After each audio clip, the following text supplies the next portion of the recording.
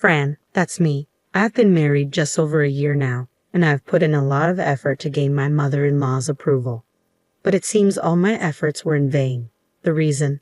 Well, it's quite straightforward. My mother-in-law approached me with something like this. I'm giving you back what I received. Needless to say, I was stunned, but no matter how hard I tried, my mother-in-law insisted on driving me to my parents' house, which luckily wasn't far. As we arrived, she shouted for my parents to come out. Inside the house, my father greeted her with a smile, but her expression was anything but friendly. We need to talk, she said curtly, refusing to come inside. We're here to return your useless daughter. My father's demeanor shifted, his face darkening. What do you mean, useless? I mean exactly what I said, she replied, expecting my father-in-law to agree. She's defective. My father's expression turned to one of disbelief. Defective? What are you talking about? She can't do anything around the house, and she doesn't make much money, my mother-in-law continued, oblivious to my father's growing anger. You want her back, don't you? Before my mother could intervene, my father-in-law spoke up. That's what I said. We're returning her, so you should accept responsibility. My mother, finally noticing the commotion, came out of the house. But my mother-in-law didn't even acknowledge her. I see, my father said, exchanging a glance with my mother. Well then, there's nothing we can do. We'll take responsibility and close the deal. Close the deal. My mother-in-law was taken aback. Wait, what deal are you talking about? You're asking us to take responsibility, my father-in-law said, a hint of annoyance in his voice. It's a done deal. I couldn't help but laugh when I saw my father like that. I thought to myself, he was furious, but there was no stopping him when he got like this. My father was always serious about his promises, especially when it came to me. Perhaps it was because of my childhood. I was always frail as a child. Whenever I fell ill, which was often, my father would drop everything to take care of me.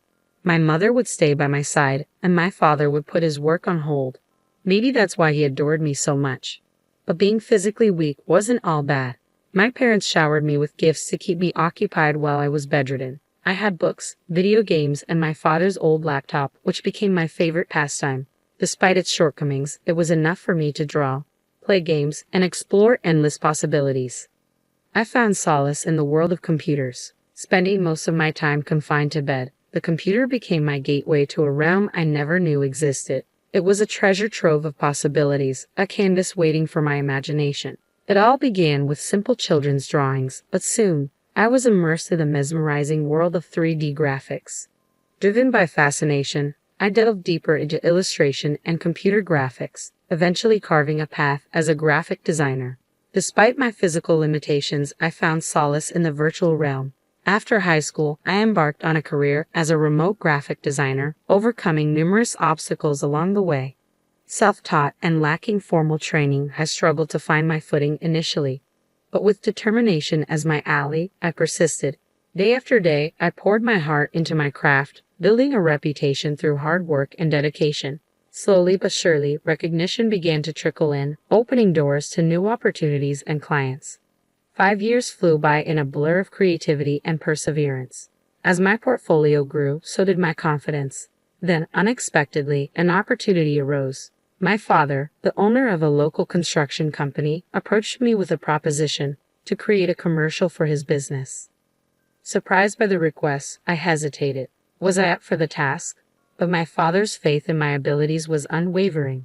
It wasn't about familial obligation. It was about recognizing my talent and taste. Grateful for his trust, I embraced the challenge wholeheartedly. My design became an advertisement, gracing the pages of local newspapers and adorning the company's website. Though our reach was local, the response was overwhelming. Encouraged by the positive feedback, I felt a sense of validation and pride. As my work transformed into posters lining the streets and bulletin boards, I realized something profound. I could stand on my own 2 feet, both in the virtual world and the real one. I relished the newfound sense of independence. It was liberating to know I could stand on my own 2 feet. Meanwhile, my posters were causing quite a stir in town. Rumors swirled about the talented daughter of the construction company, known for her exceptional designs and advertisements. Before long, locals began seeking me out for assistance. One day, An electrician from town paid a visit. Your daughter is a designer, right? Can she create advertisements for us? He inquired, addressing my father. With a chuckle, my father promised to consult me. As it turned out, the town electrician was actually a key business partner of ours, handling a range of electrical installations for our remodeling projects. Given the importance of our partnership, I readily accepted the offer to create their advertisements. After delivering the finished product, I was pleasantly surprised by the electrician's gratitude. But it wasn't the electrician himself who came to thank me, it was his son Clark. A recent college graduate, Clark was assisting his father in the family business.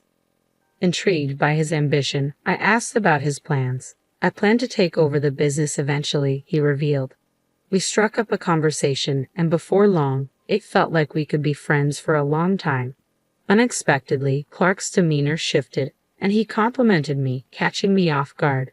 Blushing furiously, I couldn't help but wonder if I was being flirted with. Despite my lack of experience, I found myself drawn to him. Though we only exchanged contact information that day, it wasn't just business details we shared. It was something personal, something that hinted at the possibility of a deeper connection. I'd never experienced anything like it before. The nerves kept me up at night, unable to shake the excitement. Clark and I stayed in touch, exchanging stories and sharing our interests whenever we could steal a moment from our busy schedules. What started as casual conversations soon blossomed into something more, and we found ourselves falling in love. However, our relationship was far from conventional. My fragile health made it difficult to venture far from home, limiting our dates to leisurely strolls in the neighborhood park on my better days. We missed out on the typical outings couples enjoyed, like going to the movies, due to our conflicting schedules. While I had the flexibility to take time off from my freelance work, Clark's responsibilities as an electrician often demanded his attention, even on his days off.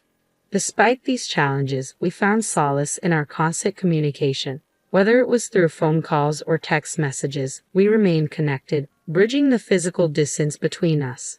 Our love continued to grow, and a few years later, we tied the knot. As I transitioned into married life, I found myself taking on more responsibilities, not just within our relationship but also within Clark's family. Initially, my in-laws welcomed me with open arms, offering simple tasks like housework and traditional pop-up creations. However, over time, these requests began to escalate. My mother-in-law increasingly relied on me to watch over the family store, often leaving me in charge for extended periods. Similarly, my stepfather-in-law started asking for favors, such as creating a website for the store. While I was happy to help, I couldn't shake the feeling that these requests were becoming more burdensome. I'm not exactly an expert at this, but I'll keep it simple. My father-in-law insisted I create a website for the electronics company, even though it's not my forte. But that was just the beginning. Soon, my in-laws were asking me to do more and more for them, one task after another. Eventually, my mother-in-law approached me, apologizing but still asking me to handle the cleaning. I have work to do too, I protested, but she insisted, saying, "You're the wife, can't you at least do that?" Reluctantly, I agreed, and once I took on the cleaning, there was no turning back. Cooking, laundry, and more housework followed suit. Before I knew it, I was also tasked with managing the store. With all these responsibilities, I had to scale back on my graphic design work, which meant a decrease in income. Thankfully, my husband, Clark, supported me financially, so I wasn't too worried about the money. However, a fever struck me one day, leaving me exhausted. When I tried to explain to my mother-in-law, she didn't seem too pleased. "I can't believe you get a fever over something like that," she remarked before leaving the room abruptly. I felt a pang of guilt, wondering if I had offended her. But the truth was, my body often had a mind of its own, and there wasn't much I could do about it. As I lay in bed, Clark came in, concerned. "Are you okay?" he asked gently. With a weak smile, I replied, "Yes, I'm sorry." He reassured me, saying, "Don't be too hard on yourself. I understand." But his parents? I confided in Clark about feeling trapped by my in-laws' demands, but he seemed puzzled. "Why not just say no?" he suggested. His words struck me as naive. "It's not that simple," I explained. "When it comes to my in-laws, it's complicated. Saying no could create tension and even lead to bigger issues down the road."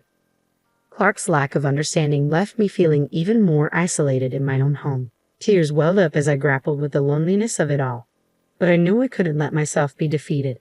With a deep breath, I resolved to steel myself against the challenges. Even after the fever passed, my mother-in-law continued to pile on requests. I tried to balance her demands with my own workload, hoping to earn some favor with my in-laws. Yet despite my efforts, their expectations seemed to grow. Then, out of the blue, my mother-in-law asked about my income. Her probing questions left me feeling uneasy. "It's none of your concern," I wanted to say, but her insistence on financial support caught me off guard. I couldn't shake the feeling that something wasn't right. Despite the supposed success of the electrician business, she hinted at financial struggles. It left me feeling unsettled, unsure of what to make of her request for money. Something didn't add up, and I couldn't shake the feeling that I was being taken advantage of. I hesitated before disclosing my income, aware of its modesty. "Right now, I'm bringing in about $500 a month," I admitted. My mother-in-law's reaction caught me off guard. "Only $500, she exclaimed, her face turning red. Feeling defensive, I pointed out that I contributed significantly to the household chores, from cooking and cleaning to managing the store and doing laundry in her absence. But my efforts seemed to fall on deaf ears. Suddenly, my mother-in-law excused herself, returning moments later with my father-in-law in tow. To my shock, she announced, "I'm returning you." Forced to accompany her, I was taken to my parents' house, where I was informed in front of my father that I was being returned. In response, my father calmly declared his intention to close his own construction company. This unexpected turn left my father-in-law exasperated. "You're going to ruin our business," he accused. But my father remained resolute. "I have to do what's best for my daughter," he insisted. In the end, my father-in-law stormed off, leaving my mother-in-law to deliver one final blow. "You useless wife, you don't have to come back," she spat. Feeling disoriented and hurt by my father-in-law's harsh words, I turned to a friend for advice. "What should I do, Dad?" I asked, overwhelmed by the hurtful situation. "Wouldn't it be better to get a divorce?" he suggested. Despite the pain, I couldn't shake the hope that Clark would come for me. After all, his love mattered most, even if my in-laws disapproved. However, days passed without a word from Clark. Finally, a message arrived from him, bluntly stating, "Let's get divorced." I refused to believe it, bombarding him with messages, but he remained silent.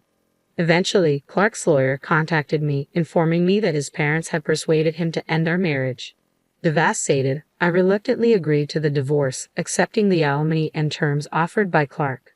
Thus, my brief marriage came to an end. Meanwhile, my father's construction company shuttered its doors, but my brother stepped in to carry on the business independently, severing ties with Clark's family. The fallout from my divorce spread throughout the town, tarnishing Clark's family's reputation. As rumors swirled, they faced increasing avoidance and dwindling business. However, the situation took a surprising turn when my brother's construction company faced sabotage. Repeated incidents of vandalism, including broken air conditioning units, left us baffled. Despite reporting the incidents to the police, the sabotage persisted. Desperate for help, my brother reluctantly turned to Clark's family for assistance. To our astonishment, they not only agreed to help but also suggested charging a premium for their services due to the growing demand. Outraged by their exploitation of the situation, my father condemned their actions, declaring that profiting from others' misfortune was unacceptable. I seethed with anger, though the situation had nothing to do with me. Helpless, I resigned myself to the situation, but my brother refused to back down. "I'll find the culprit," he declared, rallying support from several clients. Curious about his plan, I questioned his choice of action. He explained that he would lend them intercoms for free. Intercoms nowadays have video recording and sensor functions, he reasoned. Skeptical, I doubted it would be that simple. Yet, within 3 days, the culprits were apprehended. To my shock, it was Clark's parents who were caught red-handed. They confessed to sabotaging the air conditioners in a bid to create work for themselves after losing clients. The term mutual collapse echoed in my mind. If my father quit the construction business, Clark's family would suffer too. The arrest triggered the downfall of Clark's family's electronics shop. Clark himself found work at a demolition site to pay for the damages. Though I sympathized, I chose not to involve myself further. Content with my life as a graphic designer and store manager at my brother's construction company, I relished the absence of nagging in-laws. Yet a new problem arose, my retired father's constant concern. Always asking if I was tired or okay, he hovered around me incessantly. Fed up, I joked that he should get a job too. Surprisingly, he took it to heart, returning to work at my brother's company. In that moment, I realized my father's love for me, and I couldn't help but reciprocate. With him back at work, it felt like we were finally on equal footing, and in that newfound balance, our bond grew stronger than ever.